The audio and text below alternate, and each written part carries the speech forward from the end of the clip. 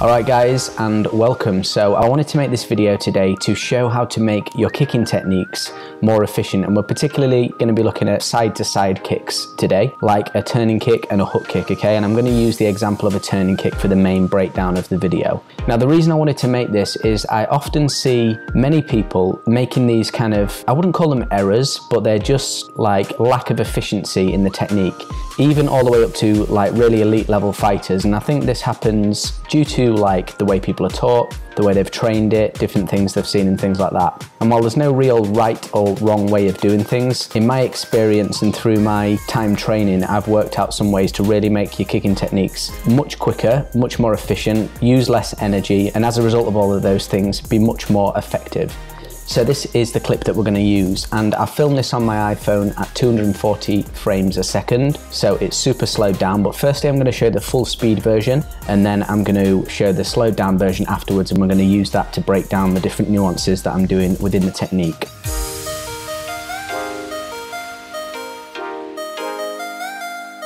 So as I begin to initiate the kick here, what I meant firstly is when you do see people do this who are not as used to it, you'll see the kick all the way out here, okay?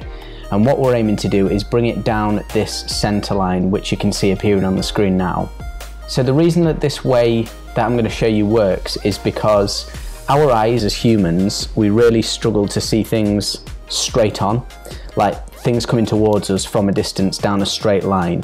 We're much better at reading things that come out to the side like this, which is why, as I've mentioned before in previous videos, that we have brake lights on our cars, because we aren't really able to judge the distance of something. Say if a car stops in front of you on the highway, we have the lights to show us that it stopped, because our eyes work better with peripheral vision at the sides of us and around, okay? So it does make sense, obviously, to train your kicks to come down the center line, so before the opponent can really realize what's going on, it's too late. So that's what we're going to be focusing on now. So initially, as you see I come up here, what will tend to happen first, now the thing is with this foot position in here, this is what is going to get you into the position the fastest. If you can rotate that foot very, very quickly, and this is something you need to train on and work on, then that's the first part of where it all starts, because obviously our energy starts from the ground up and rotates us. So I've really worked on rotating this foot very, very quickly into the position that I know is going to be suitable for my kick. And what I'll do is I'll bring this heel towards the camera. If you see, as I'm lifting up this leg, it all happens at once. Now,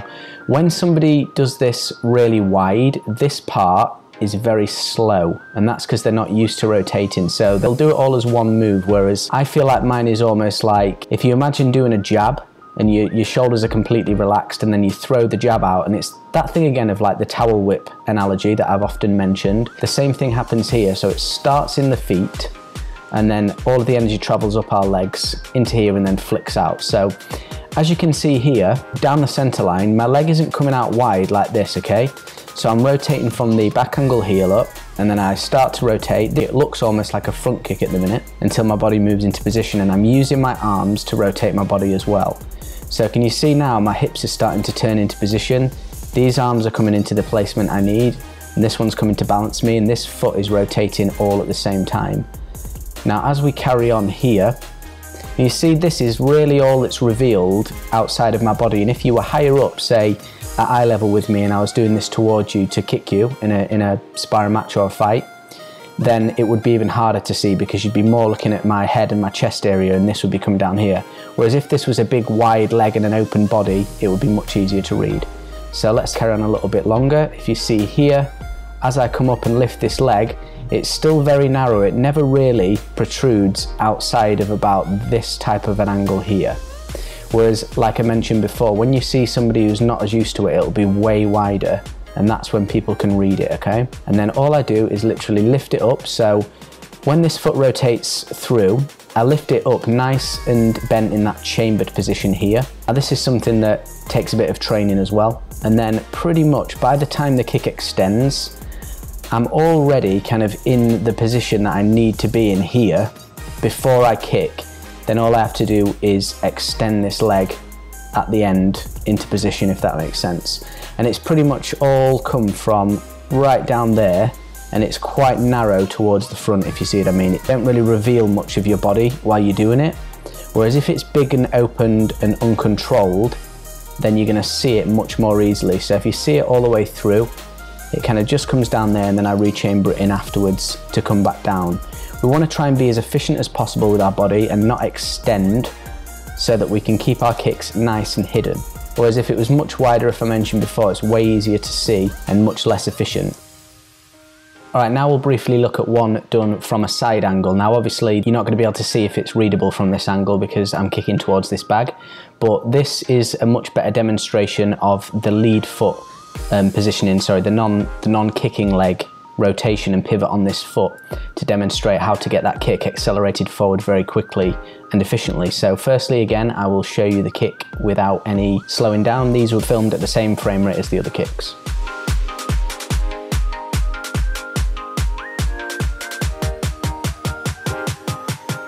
So then let's start this breakdown from here. So if you can see, I am preparing this foot again, just like on the other one. This is the one that is the starting position. The faster we can rotate this, heel towards target, in this case it's this bag, the faster the rest of the move's going to be, and all this energy is going to travel up my body into the kick.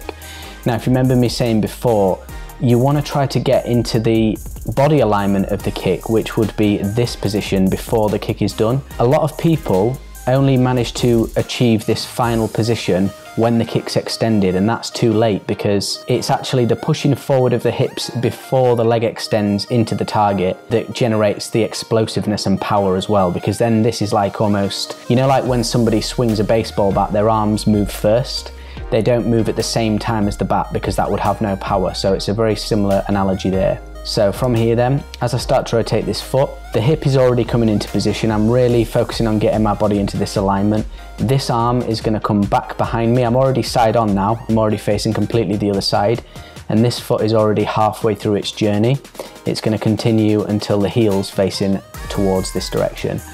Again, I'm pushing these hips forward, and my foot, I do lift off a little bit here, although it does look a lot higher because the camera was on the ground here, so this looks a lot higher than it is. It was really only about an inch or an inch and a half off the floor, so I know it looks a bit like a jumping kick from there, but it wasn't done like that. So yeah, by the time this comes round, the kick is now extended towards the target and my body's fully in that position, and it's almost that turned over, look, that my foot almost looks like it's upside down from this angle.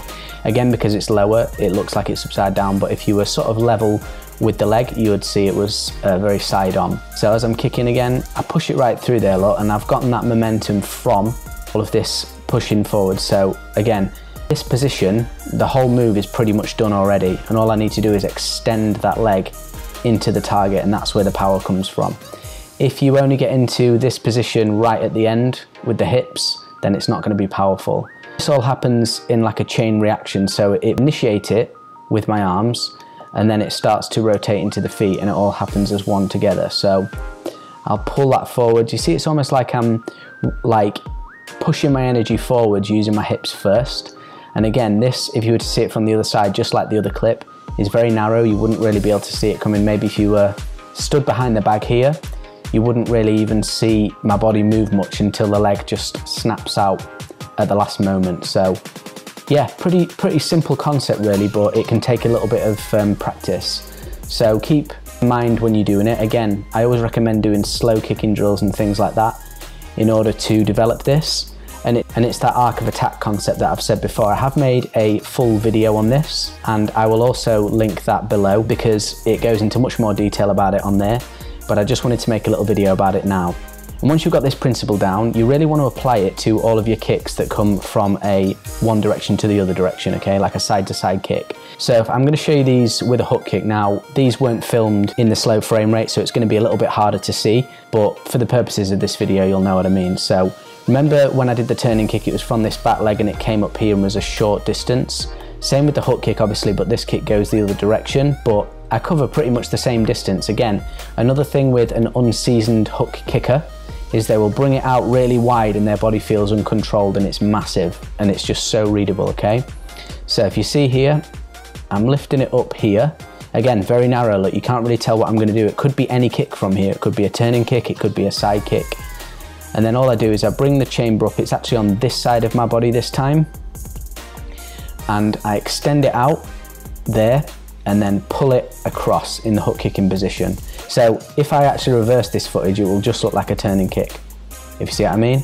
It just kind of looks like the way I do a turning kick. So from there and back down again. So you want to get this position mastered for all of your kicks. Get them nice and narrow because it's less readable. Literally, that's the point it extends. It goes from here and just extends out, as opposed to somebody that's not used to it will pull it here and it'll drag across this big distance. Now, if I leave the mouse here, this is the point where my kick extends.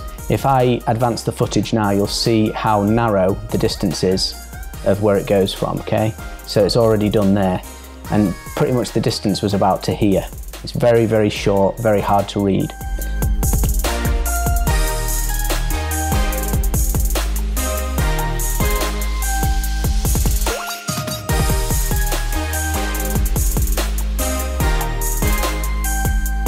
Then of course this also translates to other things like a spin hook kick as well. If you see here, obviously there's a rotation in this, so it's a little bit harder, but I bring it out there pretty much. I've extended it there and I'm just pulling it across very narrowly and bringing it back down again.